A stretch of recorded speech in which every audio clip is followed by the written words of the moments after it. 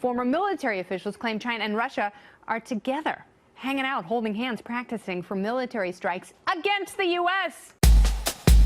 We also face rival powers, Russia and China. S-400 surface-to-air missile system. It can hit low-flying targets, which are harder to intercept, at a range of 400 kilometers.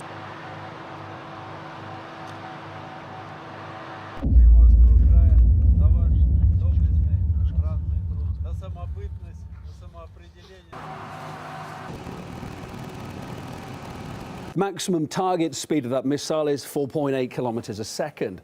Seek and destroy.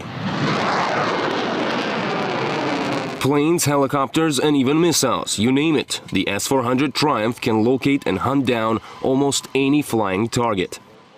First, the target is spotted and identified. Then the system starts monitoring it, or following its course. Then the command makes the call to either eliminate the target or not. After getting the green light, the system opens fire. One of the strong suits of the system is its mobility. It can literally create full-scale air defense anywhere on the ground within minutes. Preparation takes not more than 5 minutes, and everything's done by 3 people, 1 officer and 2 conscripting soldiers. The system can shoot down objects as small as a soccer ball, even if they're flying at supersonic speeds. Each S-400 system consists of several elements. One radar, which monitors the skies looking for targets, a second one, which follows specific targets, a command post, and the launcher itself, or the gun, as it's called here in the Army. Combined, the elements of the system can follow up to 300 targets, flying from as low as just a few feet above ground and up to nearly 40 miles high in the skies, which is pretty much around 6 times higher than the average passenger jet. The first S-400 systems are already in service, and along with the older S-300 and Panzer S, protect the skies over Moscow, St. Petersburg, and the central industrial region of Russia. It is planned that the S-400 will completely replace the S-300. Its production has already been ended. The S-300 is capable of intercepting targets not higher than 30 kilometers, which isn't enough since we're only covering small areas. But when the altitude capacity is raised, we can protect larger territories. Analysts say recent conflicts have shown how vital it is to have reliable defense, not only from threats from the skies, but from space also. And this is what the S-400 was designed to do. It can locate targets nearly 600 kilometers away and has a firing range of up to 400 kilometers. That's around 5 times more than its Western analog, the Patriot. There are no plans for exporting it just yet, giving Russia a chance for an unprecedented advantage against any threat from the skies for at least the next 20 years.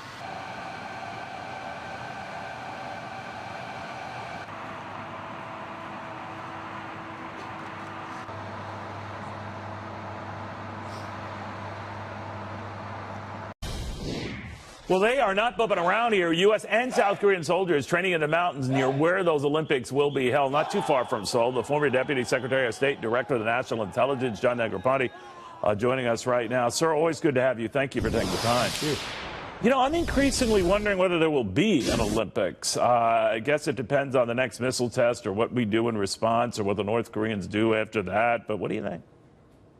Well, I think this is not the time to flinch. I think we really need to go forward with these. I think the South Koreans are very capable of taking effective security measures, and we give them our full support in that. We've been drilling with them and getting ready, and I think that we can count on a safe Olympic Games, and if there is some kind of effort to disturb the Games, I'm sure they'll handle that situation very well. What do we do in the event the North Koreans up the missile testing, though, especially right before the February start of these?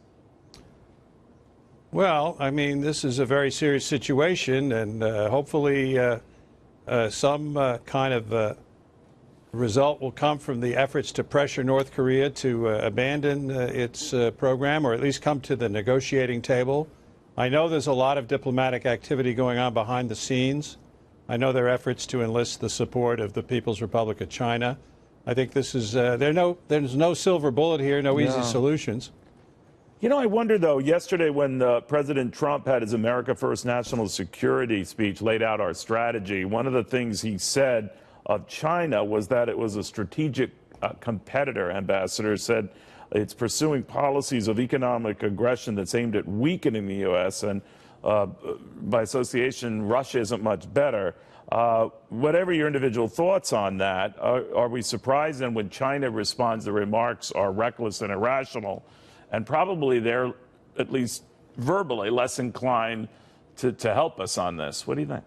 Well, I think it's a bit of a dilemma on both sides. I think China has engaged in some behavior that is harmful to us, particularly in the economic realm, trade, protection of intellectual property, and so forth. On the other hand, the question of the Korean Peninsula has been something that the United States and China have consulted upon quite consistently for the past 25 years.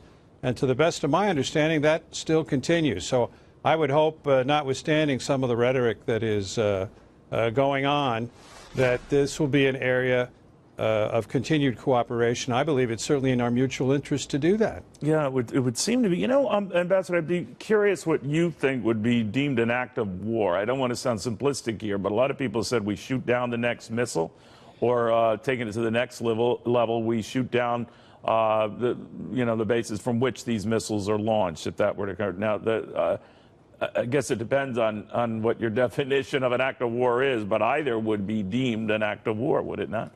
Well, I think the problem is that the more you contemplate a military approach to this matter, the more horrific or horrendous the outcome would appear to be, because there's probably no way, if it does come to blows, of avoiding some kind of retaliation by North Korea against South Korea, since the city of Seoul is so vulnerable to even conventional artillery attacks from the north. So I think once you go down the road of a military approach to these things, the going could get very rough. You know, the fear seems to be that anything economically we've tried, sir, has failed. Any promises we've tried to exact out of the Chinese have not come to fruition. Maybe behind the scenes that's just not true. But that there's constant cynicism expressed within the Trump White House that the Chinese are even approaching doing anything substantive to rein North Korea in. Do you agree with that? Well, ultimately, I think we and the Chinese have got to try to come to some agreement about what kind of Korean Peninsula we want to see, and then put it in some kind of a context. I think the Chinese have some concerns that if this is subjected to some kind of random occurrences, that we could end up with U.S. troops on the Yalu River, or with North Korean refugees flooding into China. Those are the kinds of things they don't want to see.